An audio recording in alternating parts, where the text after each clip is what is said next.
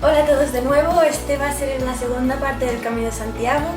Espero que os guste mucho y ahí van los vídeos de mi experiencia.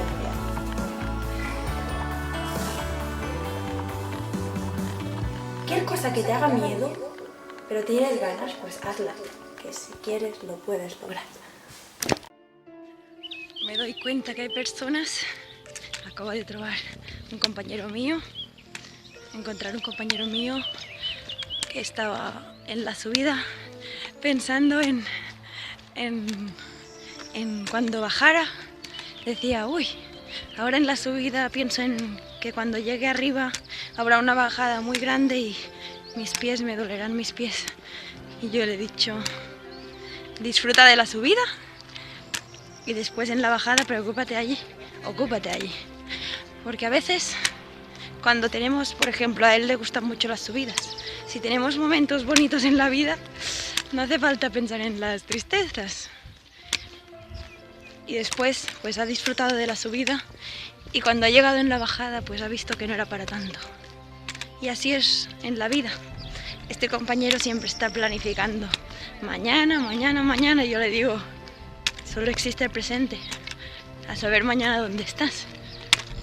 A veces tenemos la mente demasiado fijada en el futuro y de aquí emergen los problemas. También me he dado cuenta que muchas veces en el camino decimos, me voy a viajar solo, pero al final te das cuenta que te vas a viajar solo, pero nunca estás solo. Es como, el camino al final es como la vida, que nacemos solos y morimos solos, pero siempre encontramos gente en el camino. Agradezco todo lo vivido, no me arrepiento nunca de nada. Siempre había tenido muchos problemas. Ahora cuando tengo un problema lo llamo lección, porque gracias a todos mis problemas, que ya no son problemas para mí, estoy aprendiendo mucho. Encuentras a personas que es como que aparecen así de la nada y de golpe pues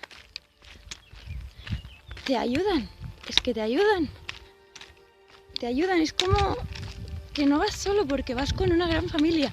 Todos los que son peregrinos y también los que no lo son al final, es que no ves desconocidos, todos son familia.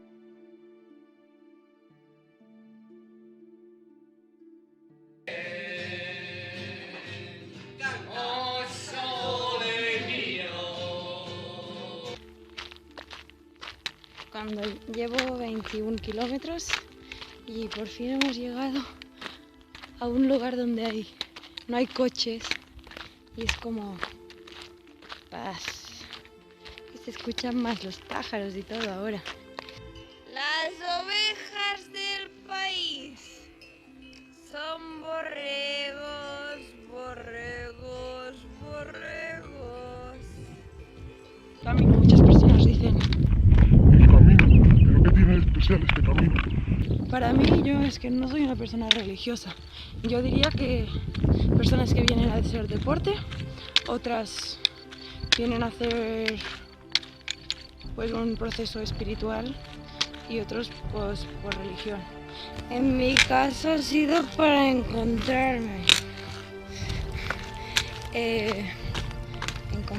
Sí, porque muchas veces estamos en ciudades y lugares donde todo lleno de televisores, internet, periódicos, coches, ruidos, etc. Y vivimos estresados, ¿no? Y pues pienso que está muy bien vivir durante un mes en medio de la natura, y pues sobre todo hacerlo solo, porque te encuentras personas por el camino que son las ideales para ti, las que tenías que encontrar, ¿no? Y empiezas a encontrar un montón de sincronicidades y hasta acabas teniendo telepatía con tus compañeros. Y para mí está siendo una experiencia brutal. Estoy aprendiendo mucho y pienso que en la vida no es solo el Camino de Santiago, sino se trata de salir de la zona de confort. Cuando estamos viviendo siempre en una rutina y tenemos miedo a salir de esta, la vida no tiene gracia. El otro día me di cuenta de una cosa. Esto es un camino. Vas solo, ¿vale? Vas solo. Cuando caminas por un camino, nunca lo dejas igual, porque tropiezas con piedras, puedes pisar hormigas sin querer, tropiezas con plantas, flores, y el camino nunca más vuelve a ser igual. Cada persona que pasa, cada animal, cada planta, lo deja diferente.